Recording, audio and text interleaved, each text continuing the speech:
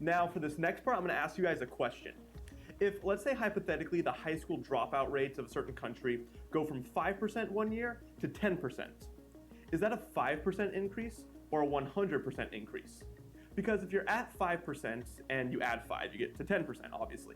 But if you're making, let's say, $5 an hour and you get a 100% raise, you'll be at $10 an hour. So which one of these is it? And I'm sure many of you are saying this seems like a pointless question. Yes, you do add 5 to get to 10, but the physical amount of people who are dropping out would be increasing by 100%. Well, in the spirit of this video, let's ask something else. Which one of these paints a more accurate picture? Like, if one of these was posted in the New York Times or on Forbes, it's going to depend on your motives. Which one tells the people more about what's going on? And I'm actually curious what you guys have to say about that, because I think we're going to hear different answers from different people. But for this next part, I think that's going to depend on your motives, right? So if, I don't know, if you have a nonprofit, after school program that you want to tell about, how severe is the dropout rate, in order to get kids into your nonprofit after school learning program, you might say that, hey, it's increased 100%, because you want to give the impression that, hey, this is a big problem. If you say it's only 5%, then nobody's really going to care about your after school program, or not think that there's a big need for it, or as big of a need for it, right?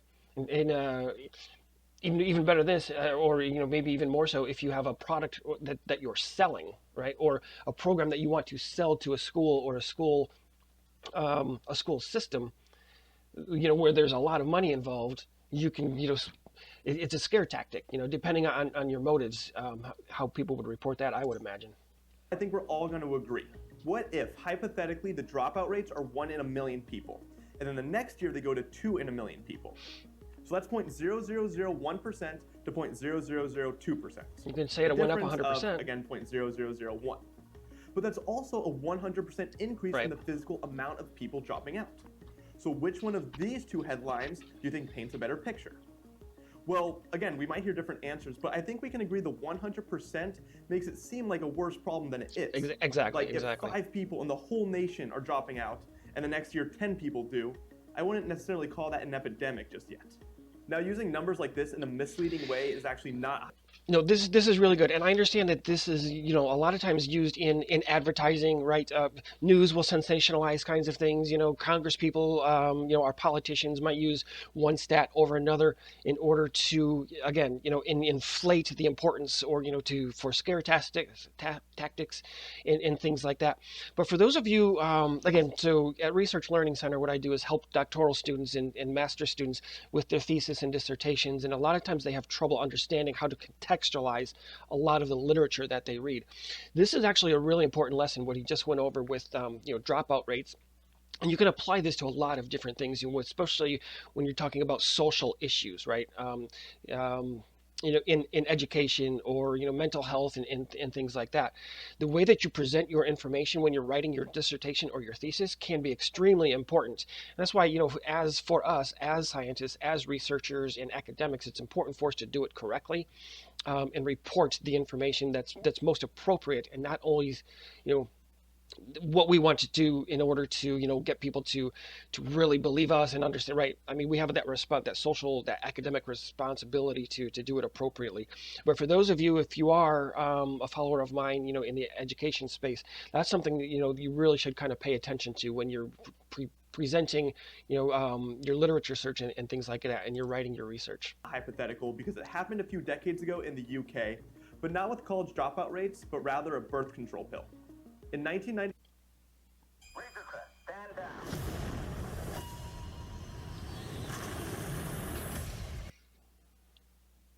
1995, the UK Committee on Safety of Medicines issued a warning that a certain type of birth control pill increased the risk of life-threatening blood clots by 100%.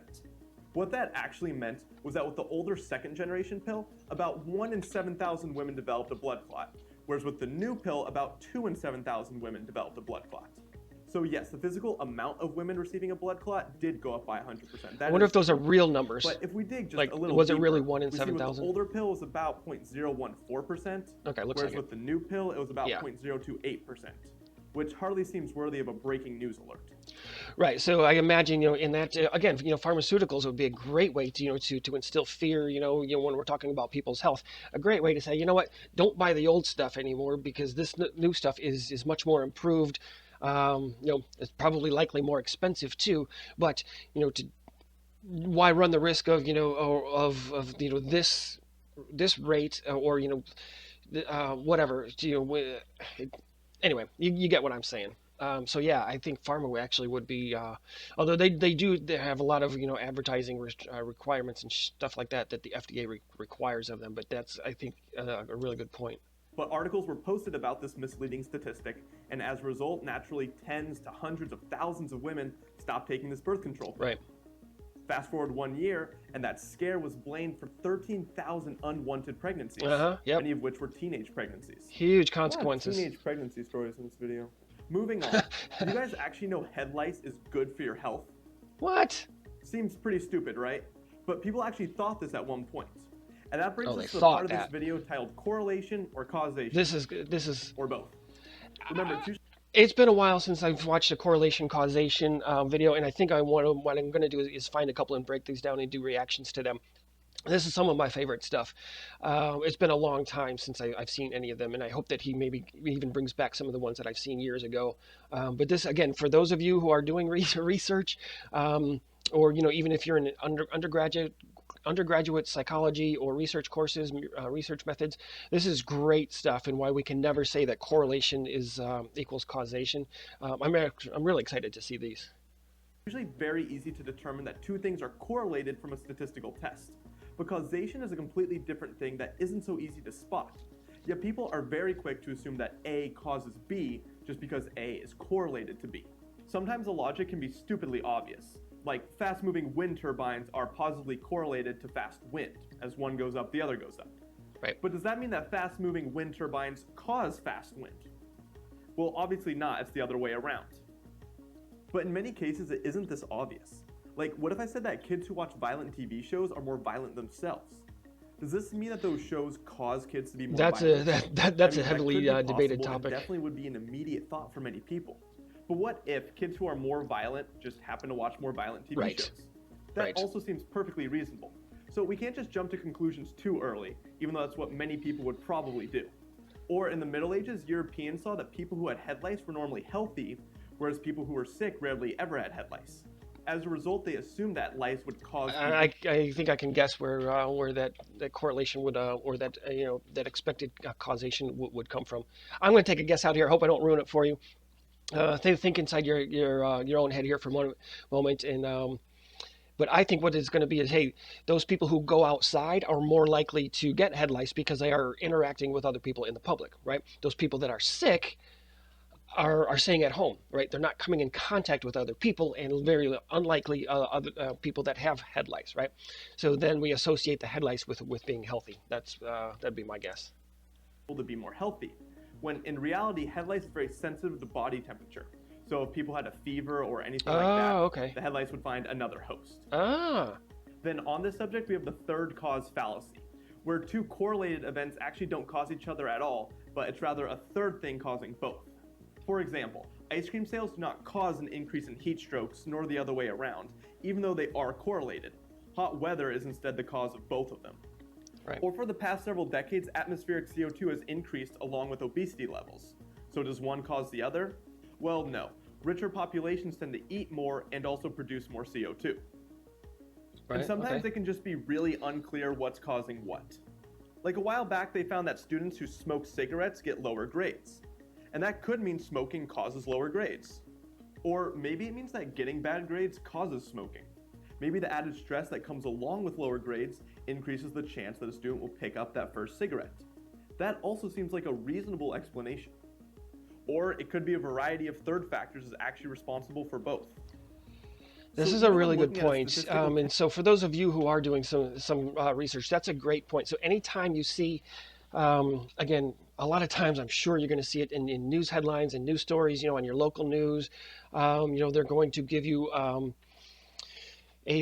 like some kind of report in which only two things appear to be connected in some way. And for those of you who are new to research, and haven't given it a lot of consideration, um, my challenge to you would be to always consider, okay, is it really those two things that are one's causing the other way around, or is there other one or multiple other things that are causing both of those to happen, and they're not necessarily connected in and of themselves.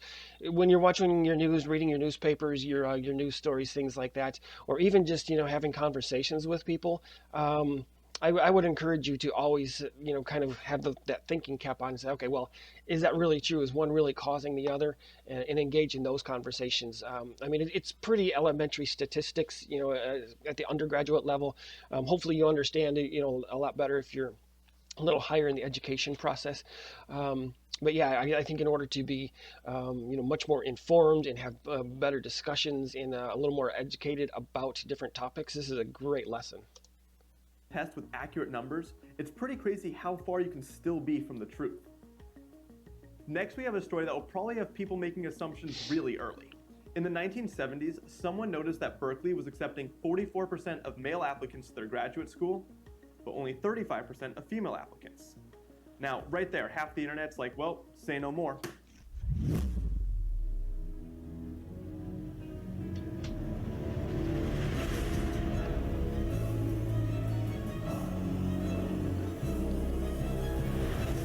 Only 35% of female applicants.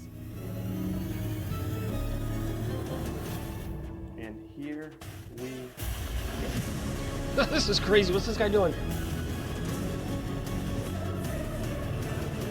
I literally won't believe this. Yeah. What's this guy doing? He's bending his own stats, right? And he's going to tell the world about it and make up a bunch of false information. That right? was an actual unedited clip of everyone on the internet. Right, yeah. These numbers that we saw are true, but very misleading. When you look at how male and female applicants applied to each program within the graduate school, the assumed bias not only goes away, but kind of flips. Look closely here. In this row, you see there was a high acceptance rate for the program. In fact, women had a much higher acceptance rate, but still overall it was high for everyone. However, way more men applied to this one, whereas more women applied to these programs down here with much lower acceptance rates. So since a higher percentage of women were applying to these programs with higher rejection rates, the overall acceptance of women would be lower guaranteed, even though they are in fact slightly favored across a couple of departments. So either of these headlines could be published with the necessary stats to back them up. Yeah. And all you gotta do is pick which one you wanna use, toss the other, throw that into an article, Yep. put it in bold right on By the the top, internet. put That's the cleverly hilarious. selected statistics down below Is to it back really it up, so? and you've got yourself a story. This here was an example of Simpson's paradox, where looking at data as a whole tells a totally different story than grouping the data appropriately, which I'm sure many of you know, but I had to include it here. You guys remember the story of the blonde woman who robbed the elderly lady? Well, like I said, this is a famous case, but not for the use of statistics, but rather the misuse of statistics in the courtroom. This was a classic example Misuse of of probability. prosecutor's fallacy. Now, this fallacy comes up when people assume that the probability of A given B is the same as the probability of B given A, which I'm sure many of you know is not usually true from this equation. Like if I said behind this curtain is an animal with 4 legs, that's the given. What is the chance that it's a dog? Well, you'd probably do some thinking like, well, it could be a dog, it could be a cat, it could be a cheetah, it could be a lot of other things. And if you had to come up with a number, you might say 1 in 100, 1 in 1,000, or whatever. But if instead I said behind this curtain is a dog, that's the given, what's the chance that it has 4 legs? Well, that's almost a guarantee because most dogs have 4 legs. So you see, switch the given and the question at hand, and the probability can change by a lot. So now let's look at what I said earlier. Turns out there was less than a 1 in 12 million chance that this random couple who just happened to fit all those descriptions. I'm glad he's was coming innocent. back to this. So the jury returned a guilty verdict. This here was wrong. The stats actually showed us that given an innocent couple, the odds that they fit the descriptions was 1 in 12 million. But then I said what the jury had also assumed, that if you switch the given and the question at hand, the probability stays the same, which we just saw can be very wrong. this left side should make sense. Like, if I just grabbed a random couple out of a mall, that's the given, there's a very small chance all of these would apply to them. Right, I get that. But this is the false assumption that is the prosecutor's fallacy. We're told or given, hey, here's a couple that fits all those descriptions. If maybe 10 people in the entire city fit all of those, given a random one, there's a 1 out of 10 chance that they're guilty, or a 9 in 10 chance of being innocent, not 1 in 12 million. And remember Sally Clark, who was found guilty of murdering her 2 children? This is also a famous case of the misuse of statistics. Turns out bacterial tests had actually been withheld that would reveal more specific information than a simple multiplication of 2 probabilities, which didn't tell the full story at all. Like, it assumed that the 2 events were independent of each other when genetic or environmental factors could have definitely been at play. Like I said, Sally was found guilty and sentenced to life in prison, but she only served 3 years when the convictions were finally overturned in early 2003. Up until then, though, Sally Clark was widely criticized in the press as a child murderer, and she was never able to recover mentally from the false accusation. Yeah, if in fact that woman is innocent, could you imagine? Again, it could have been, genetics, maybe a lot of different things, that could have, added to or contributed to those deaths. And that's why I'm glad he came back to this, because I was actually a little bit pissed earlier when, just the probability of those things happening, just the in and of themselves, without any other factors. Yes, in fact, with this case in particular, that might be true. I mean, how many, parents experience, sudden infant death, with their children once, let alone twice, and the second one at that same age of the child, all right? That has to be astronomical, and incredibly infrequent. And if that's the only 2 pieces of information, that you put together and you get those astronomical odds, it can make sense, right? But like I said, there has to be other evidence in, again, assuming that she was in fact innocent, let go after a few years. That's really good, and I'm glad that somebody came up and took a look at that, because yeah, stats can be really really crazy. These were several decades ago though too. What they say, like one was 1968 or something like that, and what they say this other article, this woman here, was it the 80s or 90s? I don't know that we were using stats nearly to the extent that we are right now. We're so much more sophisticated and have so much more information these days. Years after her release, she developed psychiatric problems and died in her home from alcohol poisoning in 2007. Oh, she drank herself to death. I'm going to repeat that for everyone who didn't follow it.